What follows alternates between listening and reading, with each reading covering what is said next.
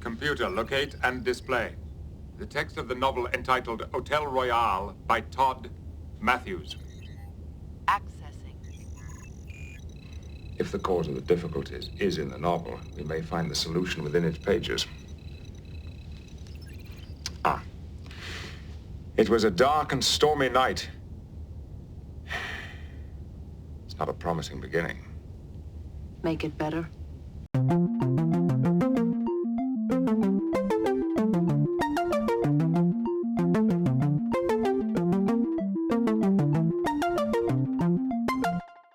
Hello everyone, welcome back to Fully Functional, a TNG podcast.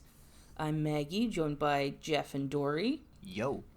Jeff and I are huge Star Trek nerds, and Dory's a Star Trek novice, and we are taking her on our first journey through Star Trek The Next Generation. And what a journey it is today. Yeah.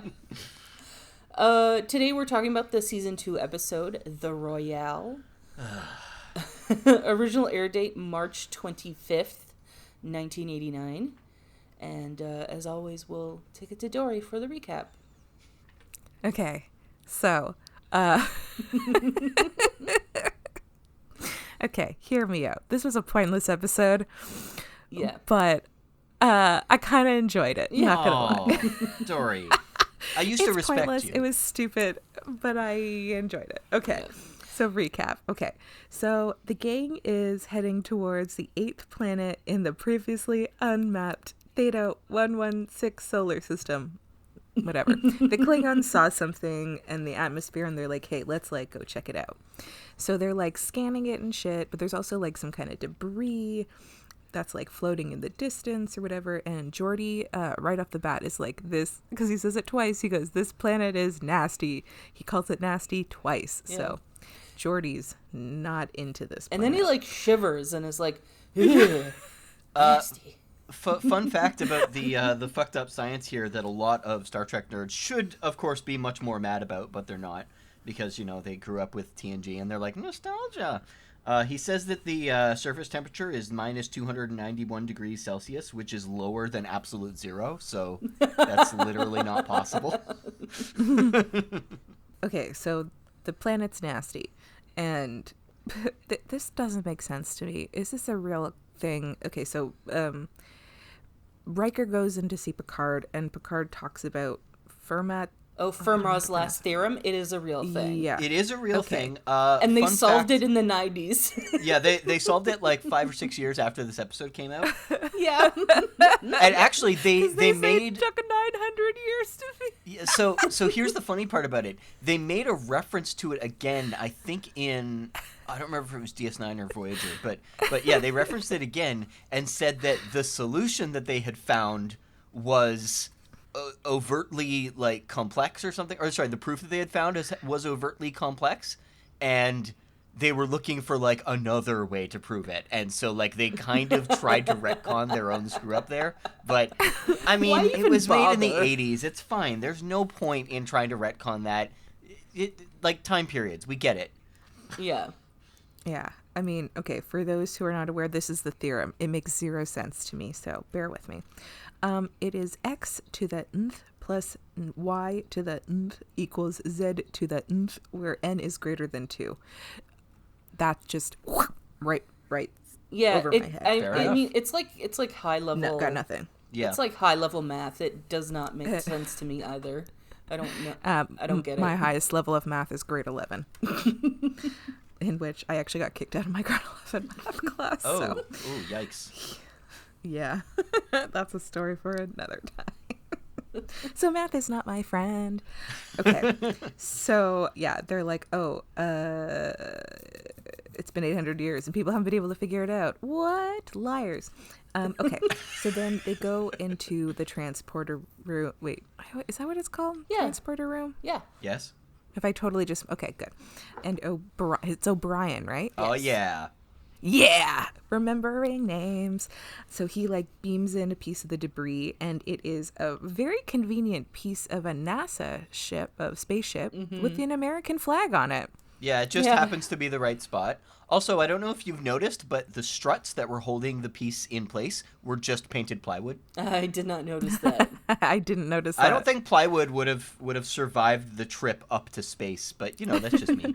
I did like the reveal of it, like showing up sort of like away from from like us, and then Riker turning it dramatically. I mean, like They did fuck up the reveal, though. Yeah, audience reveal. Yeah, no, they fucked up the reveal, though, because whoever edited it, like, they didn't cut away fast enough when they were turning it over, and you, like, clearly see the NASA thing, like, before the big reveal. Yeah, I know. Sorry, NASA. Okay, so then Geordi says that he finds a structure with breathable air on the planet. So Riker, Data, and Worf, they go down to the planet, and so they land on this planet. The like ground level-ish is like all black, but then the sky is like this crazy green, which I literally couldn't watch it for that long because I was like, that is going to trigger my vertigo. Oh, well, it didn't look very good anyway, to be fair. Like it was just them standing against like a black screen, and then they had a mat on the upper part that was moving, and that was it. Yeah, it looked like a shitty discount lava lamp. Yeah, it did. It was bad. And then I wrote in my notes, I just wrote light source because it's like they were so well lit by nothing. Yeah. Yep. And then the door appears, and then so a door appears, a revolving door. They go through, and when they're inside, they're in like a fancy casino. They're like, whoa. Mm-hmm. And then they go to the front desk, and they're greeted by the guy at the desk. Name, I have no idea. And he assumes they are a trio of foreign gentlemen. And then this bellhop? I think it's bellboy. Bellboy, this guy comes over, and the music changes to be super dramatic. And I was like, are they stuck in a soap opera? What is happening? And he's like talking about, I need to get Rita back. And it was kind of uncomfortable, but also this interaction gave us some of the best lines. Yeah. There's so many good lines in this. You better quit thinking about Rita. Oh no, I like the there's like so after the kid goes away because he's scared, this woman Rita apparently is like, he likes her, but Rita's with like this villain Mickey D. Yeah. And I shit you not, every time they said Mickey D, I thought of McDonald's. Yep, same. And I was like, because there's a line, they're like, anybody with any sense is afraid of Mickey D. And I'm like, you have no idea, man. Yeah. No idea. No ID. And just like, it's so freaking weird. And then oh my God. Then he turns to the Worf, Data, and Riker and gives the most incredible, unnecessary dialogue in this basically whole episode. He turns to them as if they're interested. Although, to be fair, I feel like Data would, just for like shits and giggles. Oh, yeah. Definitely Data wants to know what's going on. And this guy goes, kid's just asking for trouble. Rita's too much for him to handle. And Mickey D's gonna plant his face in the pavement. Now here are your room keys. What is happening? So, at which point the audience is just as confused as the actors. Yeah. Yeah, this made a lot of sense. But then Data scans around, and he's like, there's no like life forms here, except for like he's sensing something upstairs. And by that point we meet, in the credits they call him Texas. We'll get to him later, but this man is disgusting. Yeah. I hate this man. He's like this old man with like the really thick Texas accent, the cowboy hat, and he just like keeps molesting this like young woman. Ugh. It's so gross. Yeah. He looks exactly like someone who is named Texas you'd think they look like. He looks like the Colonel from KFC minus the mustache and glasses. Yeah. So minus all the appealing stuff. Well, he does have glasses, actually. He does have glasses? Yeah. Oh, God. I watched this episode 4 days ago. I don't remember. But he doesn't have any facial hair. Okay. There's a few other good lines, but we'll go into that later with Texas. Yeah. So then Data joins a blackjack game with this guy in the meantime, and then they try to leave, but they go through the revolving door, can't get out. So Worf tries to phaser the wall with no success. A particular wall, too. Like, I'm not really sure why they picked that wall exactly, but... So he could move the slot machine or something. Yeah. With, like, complete ease. Yeah, that was a very weird decision. And then, so they realize they can't really leave, so they're trying to figure out how to leave. Meanwhile, they're like, maybe we should check in this, like, other human DNA. And then I laughed because they go to the elevator because the other human DNA is upstairs. But the elevator, and Worf just stands there, and I'm like, Worf can't open another door. Yeah. Good job, Worf. So finally, they open the door of the elevator. They go up to a room, which honestly, the rooms were kind of like less bougie than I thought they'd be, considering the lobby. But I mean, it's not supposed to be that good of a hotel. Like, it's fine. Yeah, I know it's supposed to be like kind of like not sketchy. I don't know how to describe it. Like, all in all, what they did with the sets there was very convincing. Like, it looks like they went on location. Oh yeah, it did. It just doesn't look like the lobby and the upstairs, like the guest rooms, were from the same place. No, they don't. Yeah. Exactly In my opinion. match.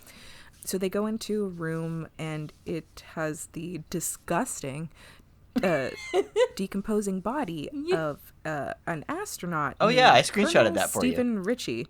It was very gross, and turns out this is sort of my understanding of what happened. So Stephen was an astronaut on the ship with the debris. Aliens, it was like the third try to like exit the atmosphere. Oh yeah, they were supposed to have left Earth July 23rd, 2030, which is 37, which is kind of wild because that's like not... It's coming. It's not like... Yeah, that's not that... I mean, it's far, but it's not that far from now, which is kind of wild. Oh yeah, so like aliens like basically kill everybody on the ship except for Steven, and they like realize, they're like, oh, we feel bad for killing everybody but Steven, and so like they find his book called like the Hotel Royale, and they're like, this must be how like humans live, and they're like, hey Steven, we're gonna put you in this book you read.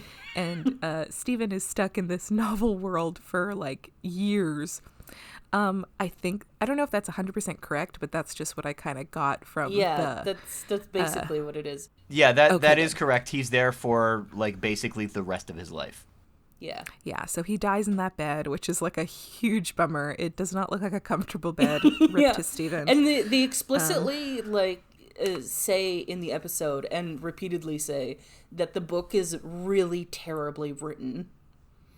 Oh yeah. Yeah. So they tell. This is so minor, but I really laughed when Worf answered the room service phone call. Yes. That was so funny. I love Worf. Okay, so Picard is able to finally get in touch with the crew, and they figure out that Picard sort of does like an audiobook style read through of the book with Troy, which is really funny. Yeah. And they basically sort of figure out that the only way for them to leave is to sort of play their part in the book. And at the beginning, the guy at the front desk was like, oh, a trio of foreign gentlemen. So they realize that the foreign gentlemen, in fact, buy the hotel. And that's how they're able to leave. So Riker and it's really cute, actually. I enjoyed this. Mm-hmm. They really lean into their role, and they start playing, is that craps? I don't know. Yeah, I think it's craps. Casino games. So they're playing, and then they win $12.5 million, buy the hotel, and then, oh no, they win more than that, because then they spend 12.5 on the hotel. Because they're supposed to be flamboyantly generous. Yeah, so then they give the money, the rest of it, to like the other people, including Texas, who like doesn't deserve it. Like, go fuck yourself, Texas. Yeah. The person, not the state. Important distinction. Yeah. And yeah, so then they're able to leave the hotel and go back to the ship. Yeah. Yeah. The end. And then they make a half-assed excuse for why there's no explanation to any of this, just being like, like Fermat's last theorem, it's an answer we may never know. Yep. So this episode feels very original series in its concept to me. Yeah. Which is ironic because you can actually blame Maurice Hurley for this one. This was written by somebody that the writing team really liked, who actually got onto the writing team with the script for this episode. Like, he showed it to them and they were like, this is amazing. And Maurice Hurley looked at it and said, no, this is terrible. There's too much surrealism in it. So he took out all the surrealism and took out most of the comedy. No, that would be so great. Yeah, the episode was supposed to be a surrealist comedy. And most of that was pulled out by Hurley, who pulled it out in rewrites. And by the end, the writer was so distraught over what the result was. All of the actors confided in him that they did not understand why, because they all read his original script and they loved it, and they read this and didn't love it. And he ended up actually quitting the writing team over the changes that they made to the script. Wow. Yeah. Yeah, I would too, because, like, when I watch this episode, the thing I think about is, like, that there's so much potential there, but it doesn't quite... Yeah, I think the concept was fun and cool, like, but it doesn't lean into it enough, is what I found. Yes, agreed. Yeah, that it has the potential to be like The Big Goodbye. Yep. Yeah, I wish that the guys, like our trio of foreign gentlemen, were more involved in the plot versus just like they're the ones who like. Yes. Because they really didn't have anything to do with this arc of that guy and Mickey D and Rita. Oh yeah, Mickey D like shows up at the hotel and like kills that guy with mystery gunshot wound because we don't see it. And like I wish they'd found out earlier that it's just like some cheesy ass stupid book. No, they found that out with like 25 minutes to go. Yeah. They were only halfway through the episode. Yeah, but I still wish it would have been earlier, because then you could have had more fun with what's going on in the book. Yeah, it would have been cool if like they sort of took over roles, like they weren't just the trio of foreign gentlemen. I think it would have been cooler if like they sort of figure out somehow they just take over roles because they realize, okay, the way to get out of here is to get through this story, and they're like, okay, it's fine. They look through the book and they find these characters and they're like, okay, so I'll be this guy, I'll be this guy, and then they take over their roles. So they didn't have to play a role in this. They just were like, we're just three guys playing craps and making money. In the original story, apparently what was going to happen was that the astronaut that they found was one out of 7 astronauts who was left. They were confused about why he was still alive because he's there in the system with everyone else. They meet this astronaut, they interact with him, and by the end, they end up leaving a no-name crew member behind to stay with him because he's been living this, like, fucking nightmare of a life for centuries and needs somebody to stay with him. And so, yeah, the original really leaned into them interacting with this guy and trying to figure out through him what was going on because he had been living it for so long that it was all he knew anymore. Wow. That sounds horrifying and amazing. Right? Yeah. That would have been a much better episode. Yeah. Like, and you can kind of see, like, that surrealist thing, like, there's still little bits of it, because when they walk up to, like, the front desk, the way the dude acts is, like, straight out of, like, a David Lynch movie. Yeah, absolutely. The acting in this is, like, a real mix of stuff because it feels like they got soap opera actors who kind of played up their parts and were acting like whenever they interacted with the rest of them, they acted like completely out of it was like out of this world. It was so strange to see them interacting with normal people. Yeah, which is why they should have been integrated better because otherwise it just I feel like you didn't get to see enough of like the cheesy novel stuff. No, you didn't. Yeah. In the end, the episode is just a holodeck episode without the holodeck. Yeah. Like, to me, this feels like a boring version of The Big Goodbye. Yeah, that's fair. You know? Like, there's so much potential, and there's still fun stuff in it. in this episode, but it's few and far between. Daddy needs a new pair of shoes. Oh, Yeah. God, yeah. That's so weird coming from Data. Yeah.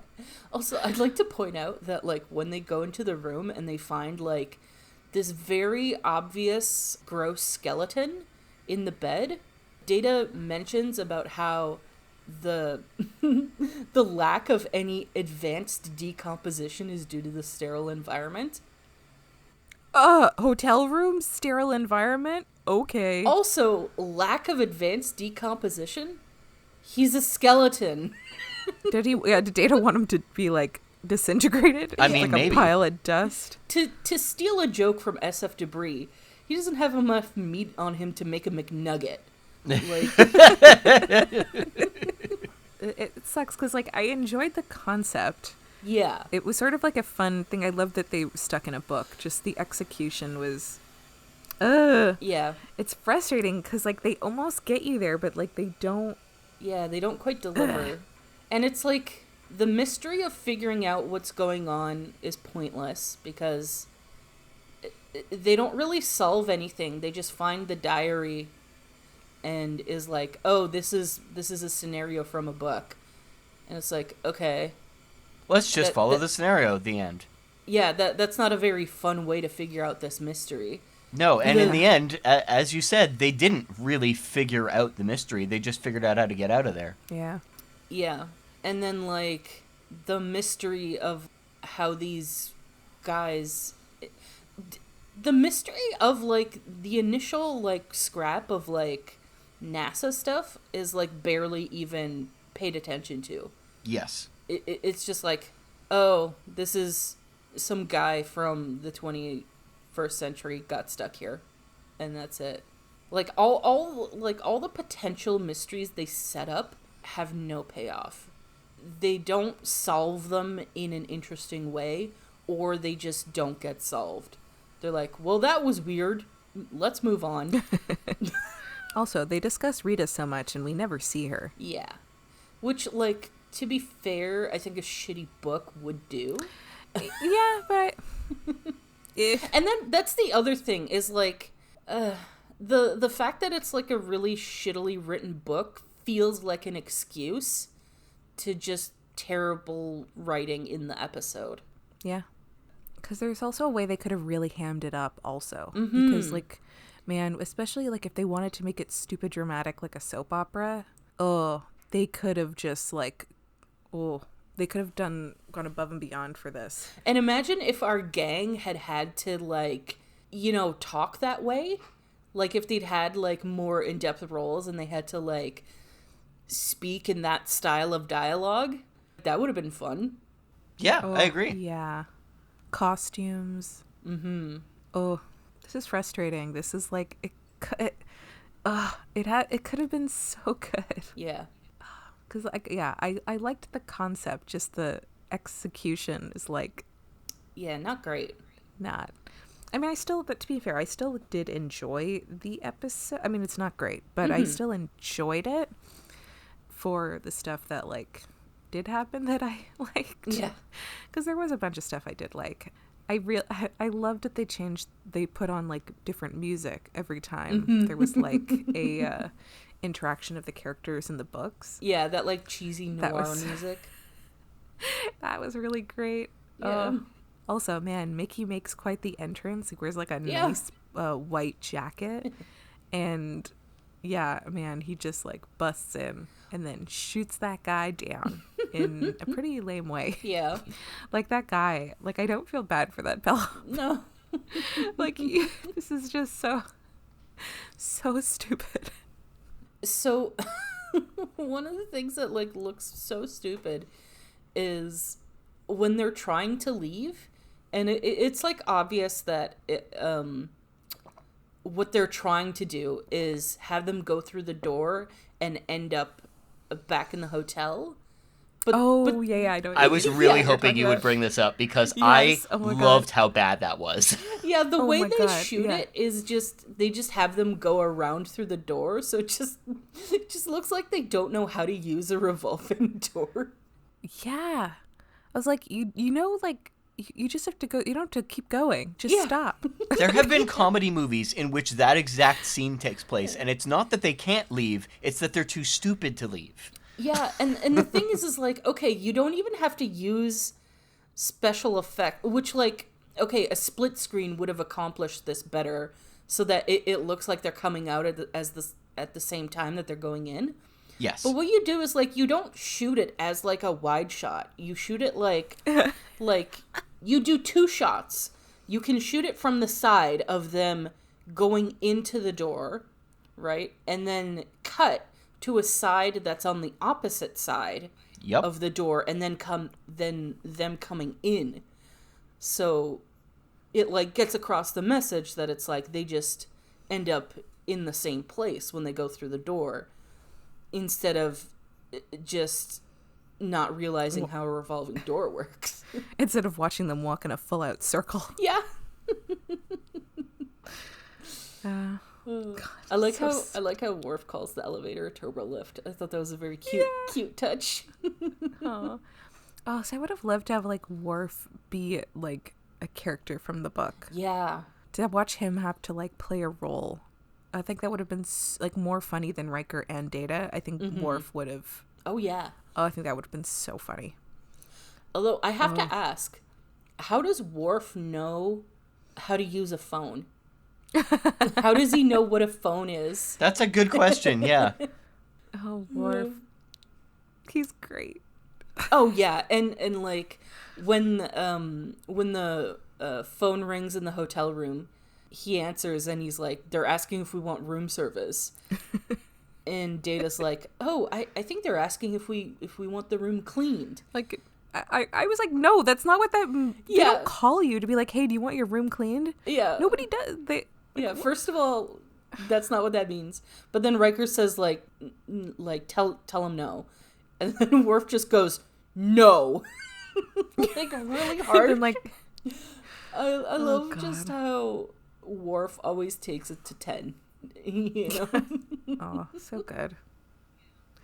Here's my weird, like, just nitpicky thing. Why did they call the room? It's not their room.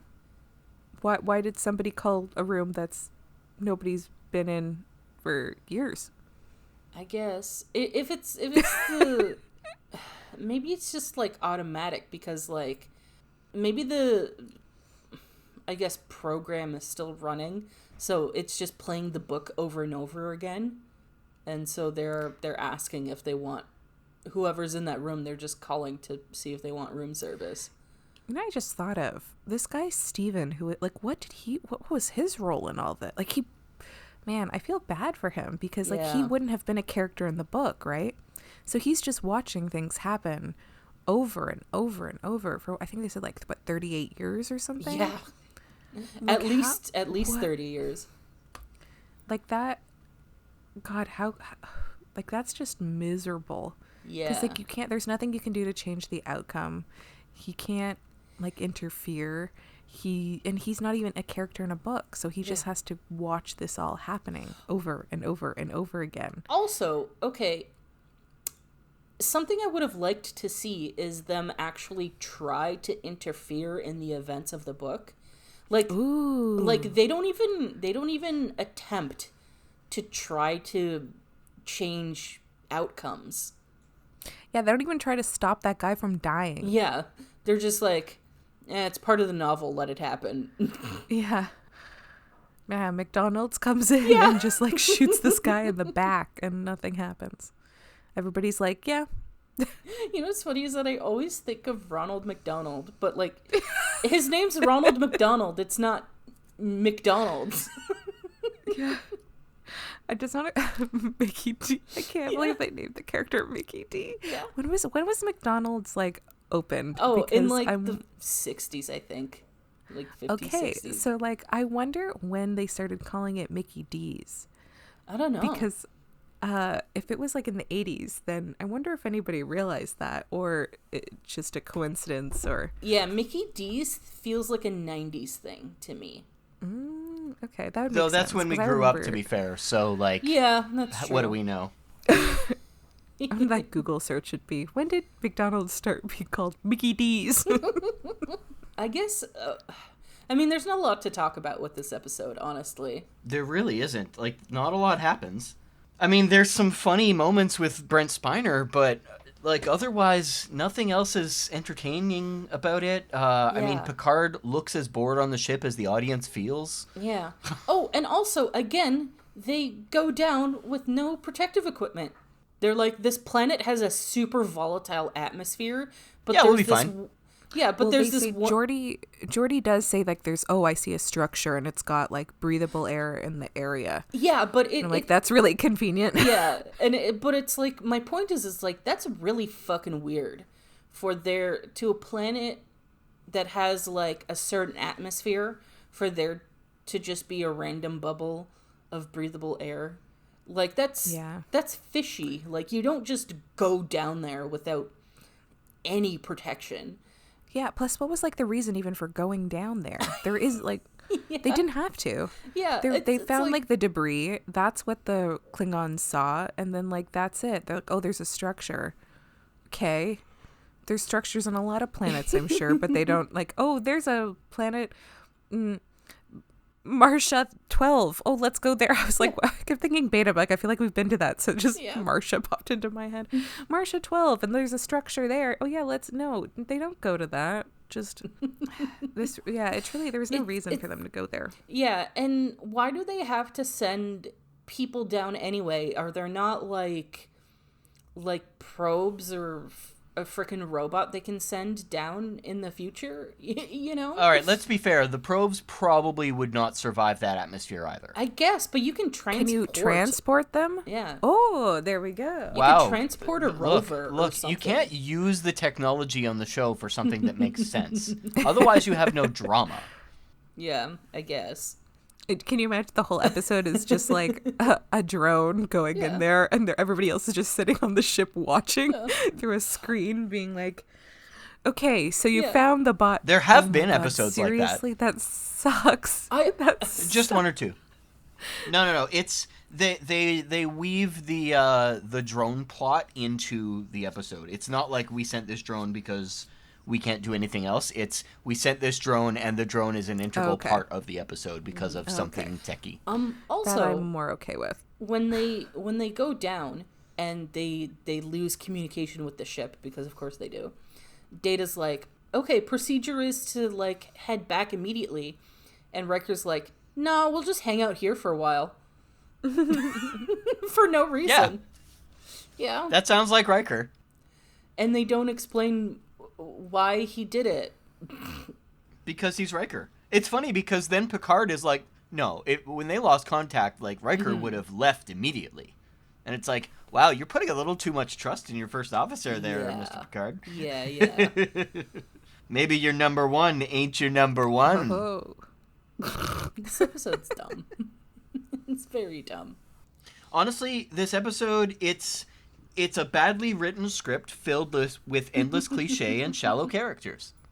Just as the book was described. Yeah, I mean, even Picard, there's the line, where is it? It was a dark and stormy night.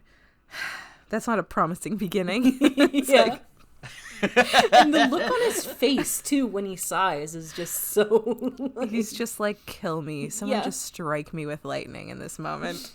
At that moment, Picard's thoughts are, I shall welcome death when it comes. See, the joke is I'm just quoting the episode.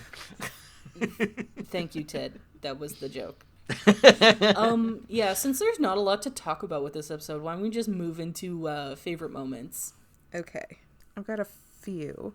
I mean, I like the exchange with Data and Texas. Data goes, take this creature so they scan there's no life forms. And then Data goes, take this creature, for example. He does not exhibit any DNA structure. And then, like, Texas, like, goes past Worf. And then he turns to Data and goes, look who's talking, man. You sound like my ex-wife. What? Yeah. What does that even mean? Whose ex-wife is like, looks like there's no one here with DNA structure. What? Yeah. That doesn't even make sense. Oh, I think it's in the fact that she's kind of like, that I guess she would like be passively insulting towards him, and that's kind of what he took Data as doing, as insulting him. That's how I read it anyway. I don't know. Yeah. To me, it didn't make any. I mean, I laughed, but it didn't make any sense. Yeah, that's probably what they were going for, but it just didn't land. It is a very dumb line. Yeah. So, But then he has to get down to his business. Oh yeah, bidness. Yeah, time to get down to bidness, and then Data goes, "What sort of bidness you suppose he has to get down to?" And then Data in the cowboy hat. Oh yeah, I don't know if you're watching with the subtitles, but in the subtitles, always. "bidness" is in quotes. It's with a D. And with a D. I love that they spelled it with a D. Yeah. That's so good. Bidness. I did really like the shot of like Troy and Picard listening to the book. Yeah, that was really funny. And then Data's baby needs a new pair of shoes when he's rolling the dice. Yes. At the end.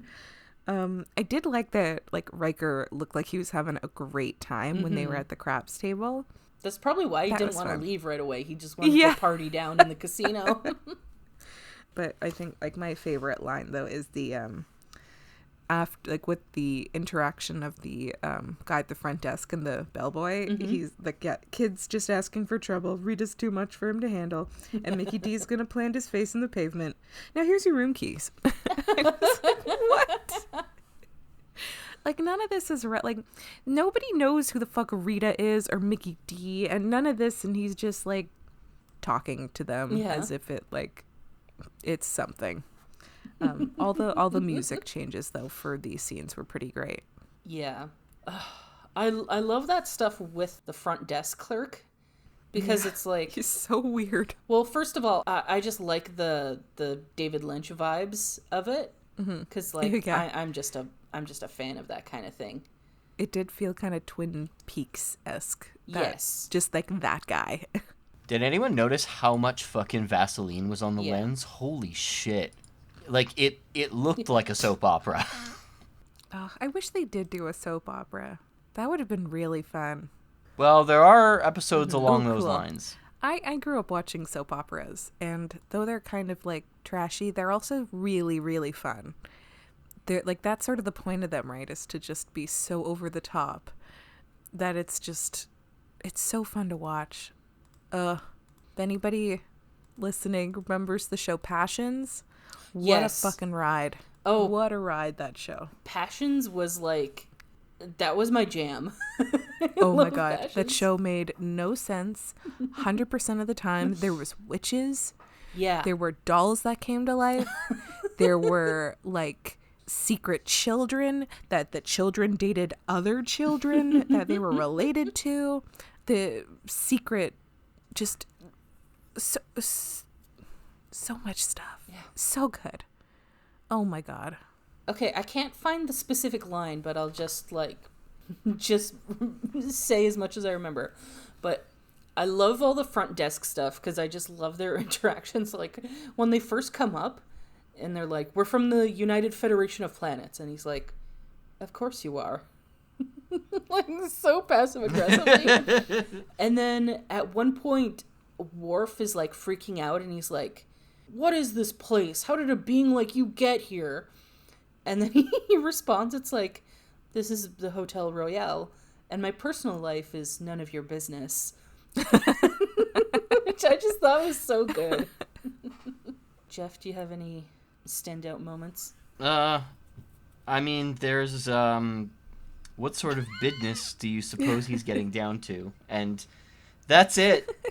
That's literally it. Like, there's very little in this episode that I like. I enjoy seeing Brent Spiner acting completely out of character. Yeah. And it is completely out of character, and there is really no point in it in the end, besides that it's amusing for the episode. But it doesn't fit with Data at all. He wouldn't do half of the things that he was doing there. Like, he was smirking to himself several times. I just don't like it. I used to think about this episode that it was so bad it's good, and watching it again, I just think it's bad now. Like, there are episodes that get way more criticism than this in TNG, DS9, and Voyager. I think this one deserves all the criticism that those ones get. Because the other ones, I think, are more cringy. This one is just stupid. Yeah. It's like I said before, there's some fun bits in there, but it just doesn't deliver on anything. It's a very nothing episode. Not at all. And that's it. Do we have anything else to say about it? Texas is gross. Yeah. Yes. I wrote that down. Texas is gross AF. He's just so is what I wrote. pervy and gets so into the girl. I don't remember what her name is. I don't even know if they said her name. I don't know. Yeah, he's just so gross and so... Oh, yeah. They did not say her name. Sorry, that reminds me. They mention that there's a subplot in the book about a guy conspiring with a woman to kill her husband, which is implied that's who Tex and that other woman are. Yeah. I mean, that sounds interesting. Why didn't they show us any of that? Yeah, you don't get to see any of it. Yeah, instead they just showed her not doing a good job gambling and him like invading her personal space every 5 seconds. Yeah. It's so gross. Yes. Yeah. And, like, that would have been fun to get into. Yeah. Like, but we don't see any of it. We just see him being a perv. Yeah. Well, maybe we should get into predictions then. Sound good? Yes. Okay, so, Dory, the next episode is called Time Squared. Ooh. And in this episode, Picard comes face to face with himself. Oh my god. Oh my god. Oh my god. Okay. Okay. Okay. Like literally. Oh my god. Okay. Okay. Okay. Times squared. Okay. So I'm assuming this is like gotta be some kind of crazy double. Oh my god. No. Yeah. Oh my god. I'm taking this literally. He sees himself. There's like, oh my god, if we're into timeline shit, I'm gonna lose my damn mind. Like multiverse. Oh god. Okay. I'm gonna. All right, calm down there, Tex. Okay, I'm gonna take it literally. I want him to literally see himself fully. Mm-hmm. Like Okay. Okay. Time. Okay. Okay. I'm so excited. I don't know why though. Okay. I'm putting this out there. I don't know if this is a thing that can even happen. Oh, wait, no, I'm just thinking of a plot from the Superman movie, the one with Christopher Reeve. And, like, if they go so fast, they can like change time. Oh, god damn it! And maybe there's like two enterprises. Oh, that is actually canonically a thing in Star Trek. So it's not just a Superman thing. Yeah. Okay. Yeah. In the original series, the way that they did time travel is they used the gravitational force of the sun to kind of like slingshot around it and go faster than whatever their maximum speed is supposed to be, which supposedly brings them so fast that it exceeds the speed of light and therefore brings them back in time. Yeah, that's what I want to happen. So then there's two enterprises. And wait, okay, I know. Okay, so double. Okay, but double of everybody. But it's like not evil twins, but it's just them in like a different timeline. No, wait. Or is it like aliens pretend? No, but it's called Times Squared, so I assume it'd be more science-y than like, hey, it's aliens pretending to be the Enterprise. Oh, That sounds fun though. oh god, that would be wild. But I'm gonna go with like because time is in the title. Times Squared is like time times time. That's 3 times. Oh my god, just this concept is gonna make me lose it. Okay, so that's, I think, what's gonna happen is they're going to like, or maybe it's some kind of wormhole thing that like the Enterprise goes through some kind of wormhole and then brings them to a different point in like their timeline. Whether maybe it's in the future. No, not the future. Maybe it's like from right before maybe when they left. So they are trying to then like, they see themselves and they have to like warn themselves not to do that. I love the idea of 2 of them. Oh my gosh. Yes. Okay. That's, I think, what I'm going with. Wormhole. Yeah. They go through a wormhole and there's a double of the Enterprise. Yeah, the wormhole brings them back, but like right before they went in the wormhole, and they're like, well, that was useless. We should tell them to do it. Oh, I'm excited. Okay, is this going to be a science episode? Is this going to make me lose it? Oh, I'm excited. I can't tell you anything. Oh boy. Well, okay, I'm excited. Well, if you want to see if Dory's right, if you want to see the outcome, watch along with us and join us next time for the next episode of Fully Functional, a TNG podcast. Goodbye.